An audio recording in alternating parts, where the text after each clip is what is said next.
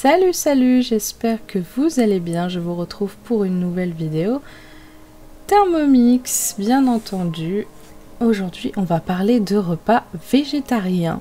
Alors, je sais que végétarien, ça peut être un mot qui fait peur pour certains d'entre vous, mais je sais aussi que d'autres parmi vous mangent végétarien ou du moins essayent de manger moins de viande au quotidien et croyez-moi, le mot végétarien ne fait pas peur du tout. Pour trouver des recettes végétariennes, vous cliquez sur filtre. Dans l'espace tag, vous écrivez végétarien. Voilà, vous validez et vous tomberez sur plein de recettes sans viande et sans poisson, donc 100% adaptées à la cuisine végétarienne. J'en ai testé 3. Pour vous, c'est parti.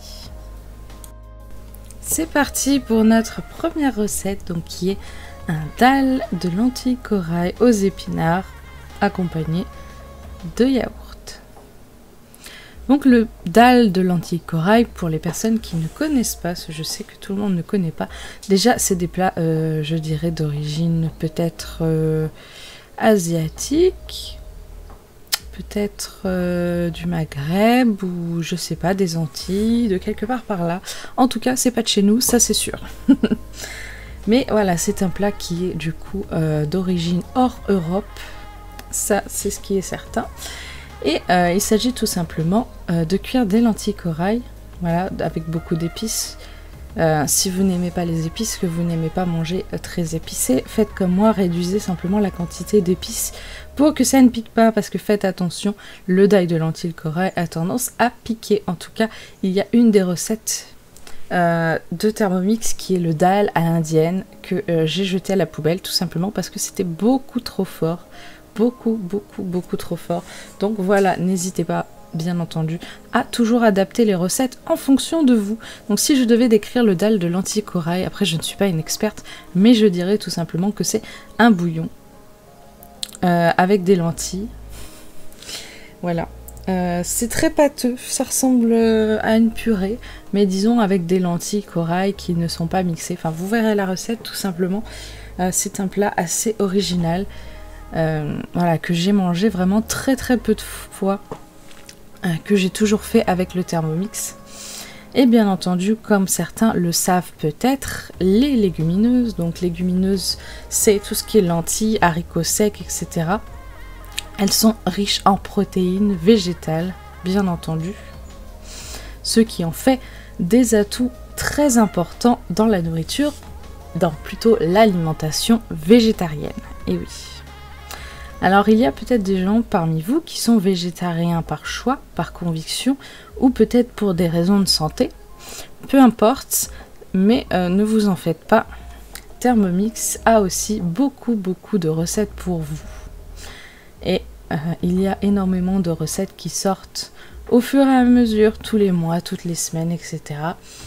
Et beaucoup sont avec de la viande ou du poisson, mais il y en a aussi sans. Ce qui permet aussi que tout le monde trouve son compte. Donc c'est vrai que moi je ne suis pas spécialement végétarienne, mais j'aime bien de temps en temps essayer de varier la viande, parce que c'est important de manger équilibré, de manger de tout. Et c'est vrai que maintenant, grâce aux recherches avancées des scientifiques, etc., on sait très bien que manger de la viande tous les jours n'est pas bon pour la santé. En tout cas, la viande rouge, variée, c'est ce qui est le plus important. C'est pour ça que j'aime bien parfois me faire 2 ou 3 jours végétariens dans la semaine. Ce qui permet, voilà, à mon corps de se reposer. Parce que c'est vrai que la viande, c'est quelque chose qui est extrêmement lourd à digérer, extrêmement long à digérer par rapport à tous les autres aliments. Le poisson étant pas très loin derrière, mais quand même, voilà. C'est pour ça que la nourriture végétarienne est parfois ça peut faire du bien. Voilà, et des fois si on n'a pas essayé, on peut simplement essayer une semaine de nourriture végétarienne, bien entendu en faisant attention à avoir des apports de féculents et de protéines différents. Donc vous avez les légumineuses, vous avez bien entendu les œufs. Et oui, parce qu'un végétarien ne mange pas ni viande ni poisson, mais il mange du lait, du fromage, des œufs, etc. Vous avez aussi les féculents, Par exemple, vous pouvez manger ça le midi et faire simplement une salade de pâtes le soir. Voilà, ou un risotto, n'importe quoi. Les féculents associés aux légumineuses donnent toutes les enzymes protéines dont on a besoin.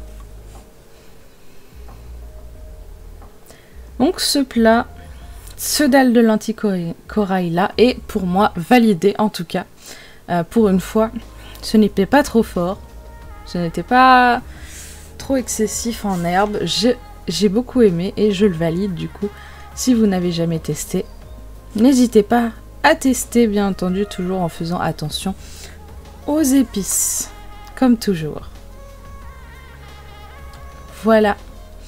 Donc bien sûr, si vous voulez, vous pouvez bien entendu hacher un peu les épinards avant pour que ça se mélange un peu mieux, parce que c'est vrai qu'ils ne font pas beaucoup cuire les épinards.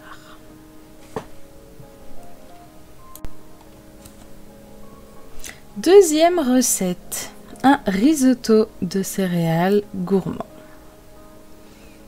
Donc c'est vrai qu'en général, le risotto, on le fait beaucoup avec du riz. C'est normal, un risotto, riz, voilà.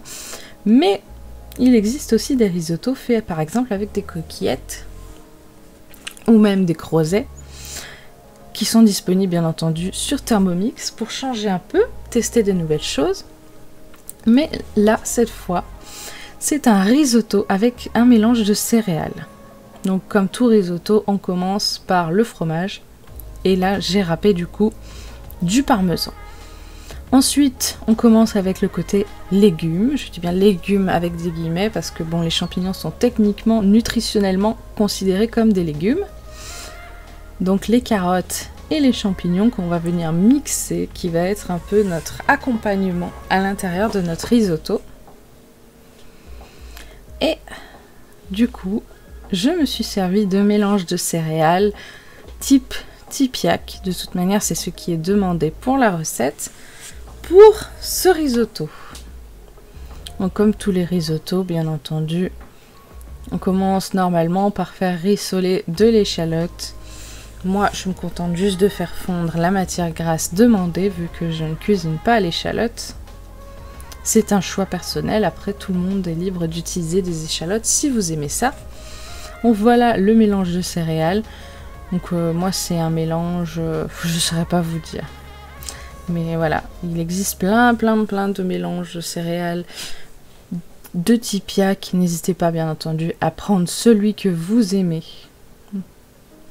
Ah, on voit très bien qu'il y a des lentilles. Je sais plus du tout ce qu'il y a dedans. On ajoute le mélange carottes, champignons mixés tout à l'heure. Donc là, dans ce plat, la partie protéine, bien entendu, ce sont les diverses céréales. Voilà, on a quelques légumineuses, on a vu les lentilles, on a des féculents, ce qui fait techniquement la protéine végétale. Et comme tout risotto, on ajoute du vin blanc. On rissole. Là, pour l'instant, tout est pareil que le risotto, ça ne change pas. Et c'est là qu'on va venir, bien sûr, mettre notre eau avant de cuire définitivement nos céréales. Le risotto, c'est vrai que c'est quasiment l'une des premières choses que j'ai fait avec mon Thermomix à l'époque quand j'ai découvert Thermomix.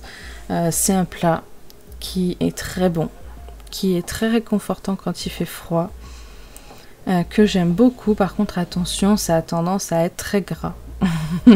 Il ne faut pas en abuser parce qu'on met quand même du beurre, de l'huile. Et en plus, une fois que c'est prêt, normalement, il faut remettre du beurre. En tout cas, pour le risotto avec du riz. Moi, je n'en remets pas parce que je trouve que c'est déjà bien assez gras comme ça.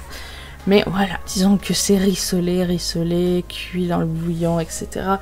Voilà, c'est un petit peu gras. Il ne faudrait pas en manger tous les jours non plus.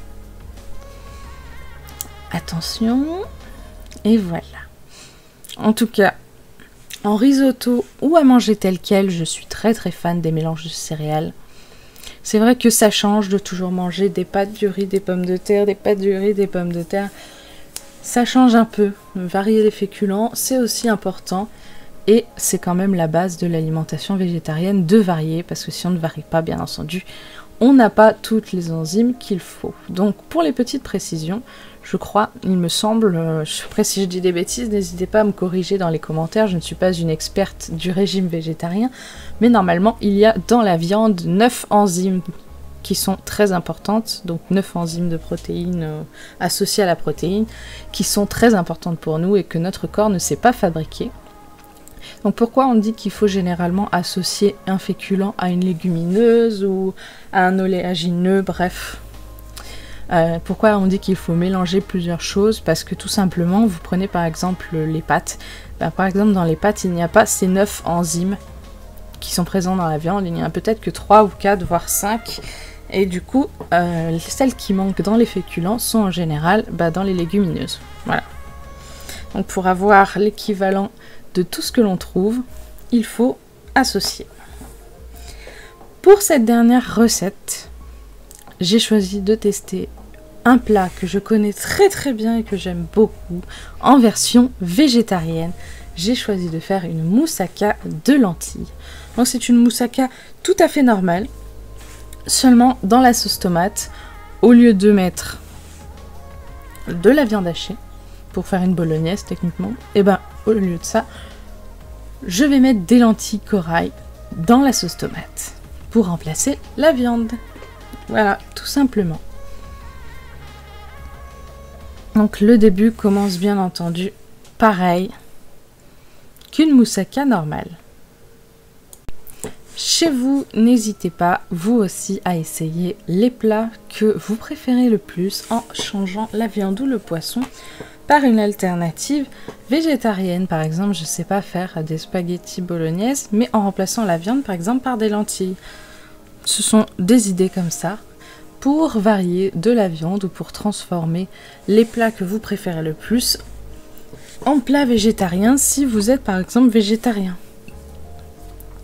Ou vous pouvez tout à fait, bien entendu, continuer à manger des burgers avec des steaks végétariens au blé et au soja que l'on trouve bien sûr dans tous les hypermarchés, supermarchés. Donc là, on en est du coup à la sauce tomate. Donc quelque chose de très très simple, la sauce tomate au Thermomix. Tout le monde a déjà fait au moins une fois de la sauce tomate pour un plat.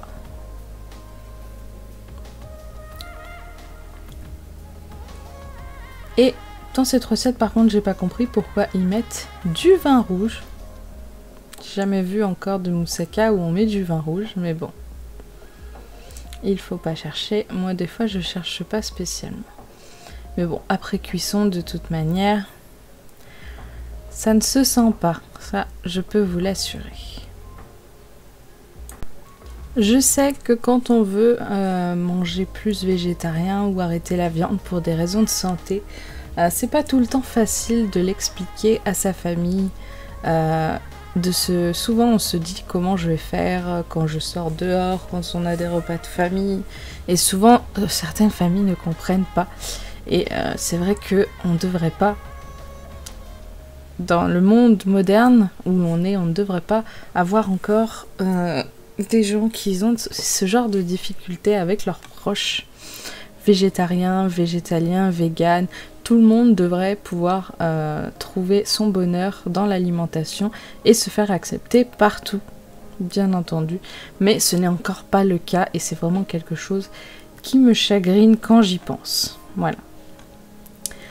Donc, les légumineuses, les petites lentilles corail que voilà ont été rincées. Et elles vont ainsi être ajoutées pour faire une bolognaise végétale. Bolognaise végétarienne. Avec des lentilles. Certaines personnes, ça va peut-être vous surprendre. Vous allez peut-être vous dire, tiens, je n'ai jamais essayé la bolognaise aux lentilles pour changer de la viande. Et ben, si c'est le cas, si vous n'avez jamais essayé un plat végétarien, n'hésitez pas. Je vous conseille de tester la moussaka de lentilles parce que c'est vraiment délicieux. Moi, j'ai vraiment adoré. Je me suis régalée. Par contre, le montage, je l'ai trouvé simpliste. Allez, c'est parti. Du coup, ils ont demandé de mettre un peu de beurre dans le plat. Alors sûrement pour pouvoir après servir facilement sans trop que ça accroche. Donc on commence dans cette moussaka là par mettre tout simplement les aubergines tout au fond du plat. Voilà, on fait tout simplement un tapis d'aubergines. Alors je pensais comme les autres moussaka qu'on ferait des étages, mais non. Dans celle-là, pas d'étage. On met tout simplement, voilà, les aubergines tout au fond. Alors j'ai essayé de bien les mettre de façon à ce que ça ne fasse pas trop de dispersion. Voilà, j'ai essayé de les caler. Bon, c'est bien, les aubergines, quand elles sont bien cuites, elles peuvent s'écraser un peu légèrement. C'est parfait. Voilà, les aubergines, c'est fait. Maintenant, on passe à la sauce tomate végétarienne, donc la sauce tomate aux lentilles qu'on va venir étaler dessus de manière homogène. Et bien entendu, une fois que ça sera fait, il faudra nettoyer le bol. Moi, j'ai simplement pris le deuxième bol. Hein. Je ne vais pas m'amuser à tout frotter, nettoyer, sécher, etc. Alors que j'ai un deuxième bol et qu'il me suffira de tout laver à la fin. Donc, pourquoi un deuxième bol ? Je vous laisse quelques secondes pour réfléchir. Pourquoi un deuxième bol? Qu'est-ce qui manque à cette recette? Eh bien tout simplement la béchamel. Et oui. C'est un peu comme des lasagnes. Disons que la moussaka, voilà, il y a une belle béchamel qui doit aller avec. Ah, ben non. J'ai lavé le plat cette fois. Autant pour moi. J'ai cru que je m'étais pas embêtée à laver le plat et que j'avais utilisé le deuxième, mais je sais pas pourquoi, je l'ai lavé. Étrange. Bon. En tout cas, la béchamel, ça aussi, c'est comme la sauce tomate. C'est quelque chose de très très très simple. Sûrement que je devais avoir une autre recette à tourner plus tard. C'est peut-être pour ça que j'ai pas pris le deuxième bol. Parce qu'en général, je prends le deuxième bol dans ces cas-là. Sauf si j'ai quelque chose à tourner l'après-midi ou le soir. On met une partie du parmesan du coup dans la béchamel. Alors je sais que certaines personnes vont venir me dire oui, c'est pas la vraie recette de moussaka. Oui, je sais que ce n'est pas la vraie recette de moussaka. Thermomix interprète beaucoup les recettes à sa façon.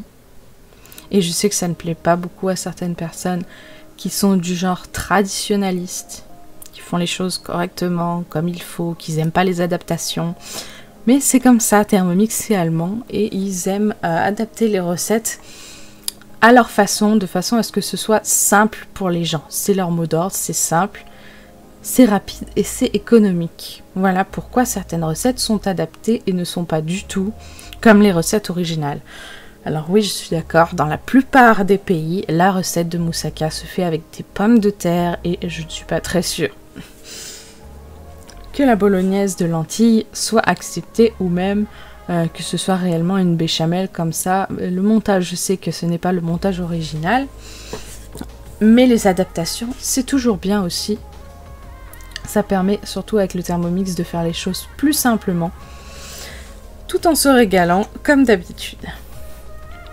Donc j'essaye de répartir un peu de partout le parmesan qu'il me reste. Voilà.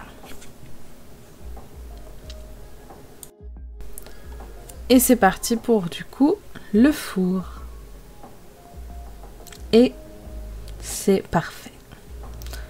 Juste un peu doré, pas homogène, mais c'est ce qui fait tout son charme à ce plat. Donc ne vous en faites pas, vous allez voir l'intérieur du plat aussi, il n'y a pas de souci. Donc en tout cas, sachez que ces 3 recettes sont pour moi validées. Je les ai adorées, je me suis régalée. J'espère en tout cas que toutes ces vidéos vous inspirent au quotidien pour vous aussi varier vos plats. Parce que c'est vrai que des fois, on a tendance à tomber dans la monotonie de nos journées cuisine, de toujours cuisiner à la longue les mêmes choses, les mêmes plats, parce qu'on rentre du boulot, on est allé chercher les enfants à l'école, etc. Et on a tendance à toujours tourner suivant les semaines sur les mêmes choses. Alors j'essaye, voilà, de vous inspirer au quotidien en fonction des saisons, en fonction de tout ça. J'espère en tout cas que ça vous inspire, que ça vous donne envie de tester de nouvelles choses que vous pourrez vous aussi après inclure dans votre nouveau quotidien. Voilà.